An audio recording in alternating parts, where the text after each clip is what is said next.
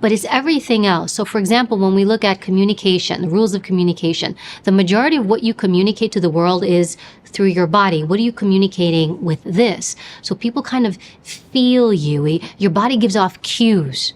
Think of it that way. They're cues. And then off those cues, people begin to assess you. They put a picture together of what they think you're like.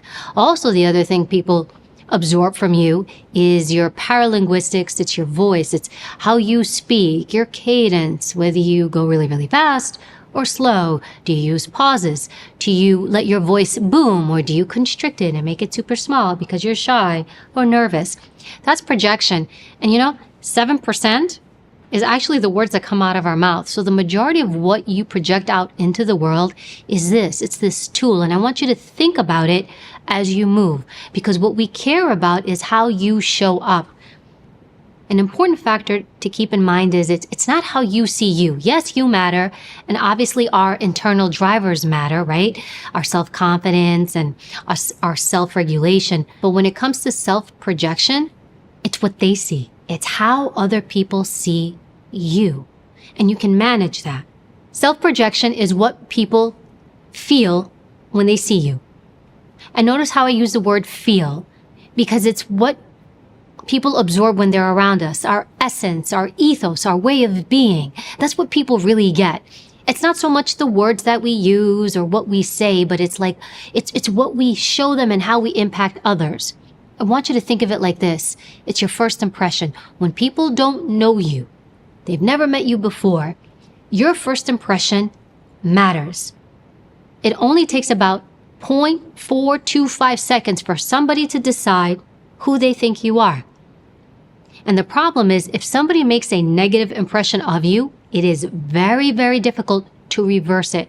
So this is why we always want to try from the get-go to get people to see us in the most positive light. I want to set you up for success from the get-go. And how you come off to others, how people feel you and see you, matters. In the U.S. Secret Service, I was the interrogator. So I did a lot of interviews all over the country when it came to trying to solve crimes. And often I would go and help local police departments to help them with their most difficult cases.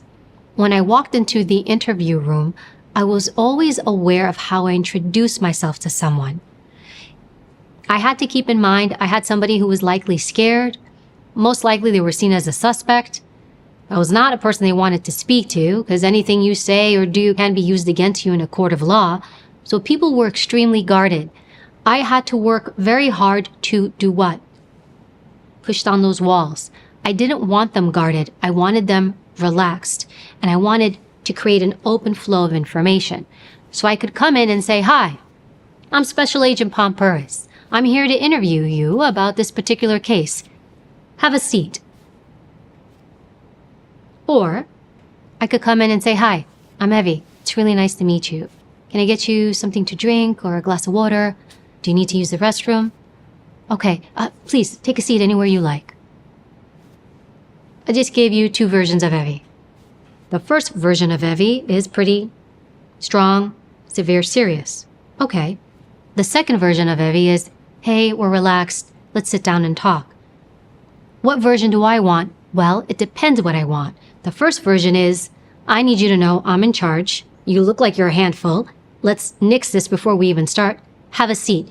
I also showed you where to sit. And how did I introduce myself? Hi, I'm Special Agent." Because I just want to make sure they understand that. And I used what? My last name.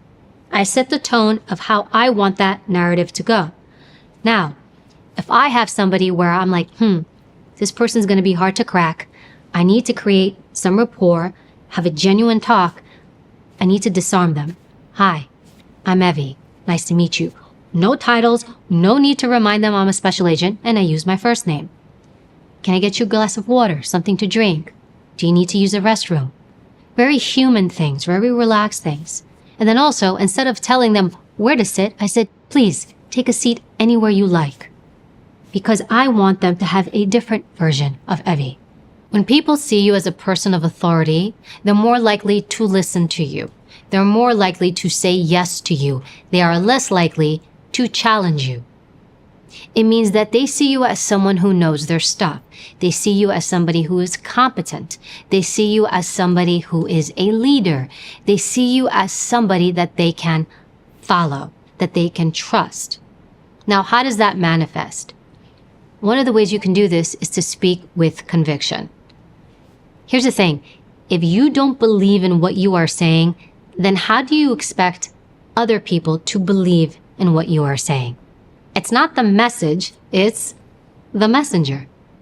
I do the news today, and one of the things I always have to keep in mind is, am I delivering the information in a way that exudes authority? Meaning, I know my stuff, I've done my homework, I've prepared. You can listen to what I'm saying, and you can trust in what I am saying. In 2012, I did a study of politicians running for office, and they wanted to see which politicians would likely win. Were there any common traits? Of all the people who won, the one trait that they found was paralinguistics. They commanded their voice. They spoke with authority. They spoke with conviction. They actually even used their deeper tone of voice. Sometimes we don't realize that we may go high, we may go super fast, because our voice, kind of think of it like, it's almost like it captures everything we've been through in life. So if we've been told to lower our voice, or we've been told to hurry it up, or maybe we've gotten the message, you don't matter, stop talking, that can be captured in our voice. Often the voice we use, it's not our true voice. So I encourage you, take a step back, listen to yourself speak. You might cringe at this, record yourself, listen to what you sound like.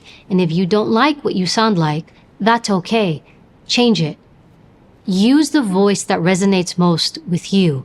Find your true voice, not the voice that you've manufactured or created because other people maybe have imposed things on you to make you think you should speak a certain way. Sometimes we also want to pay attention who we're speaking to. So you may have to adapt your paralinguistics sometimes to fit the situation.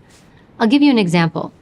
I did an interview, and it was an interview where there was a 3-month-old baby who had been abused. The baby had suffered an injury, and they suspected that the nanny did the injury.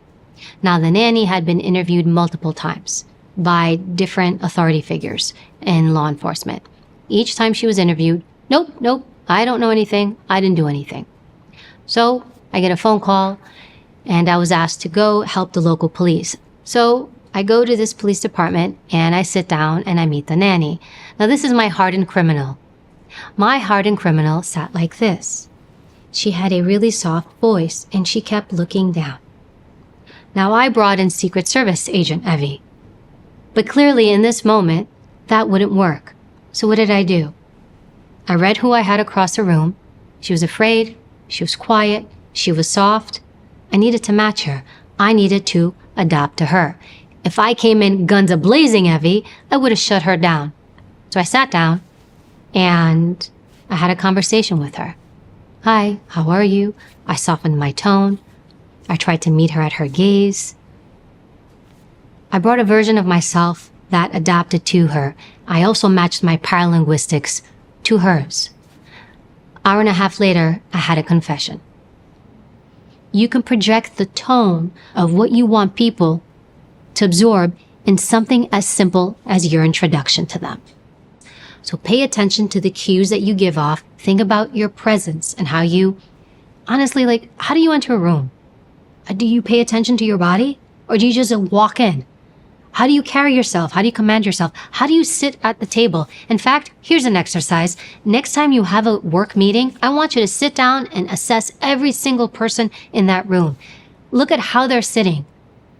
And then look at what cues they're giving off. Size them up. This person is this. This person is this. This person is this. There's no magic pill. There's no magic bullet. It's not, hey, do this one thing, boom. Everybody's going to be eating out of your hands. No. It's all the little things you do.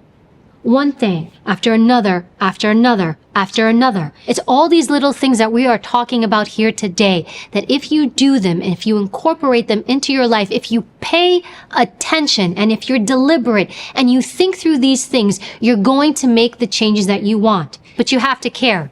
I can't care for you. You have to care. If you do care and you want to change the projection that you put out into the world, then I'm here for you.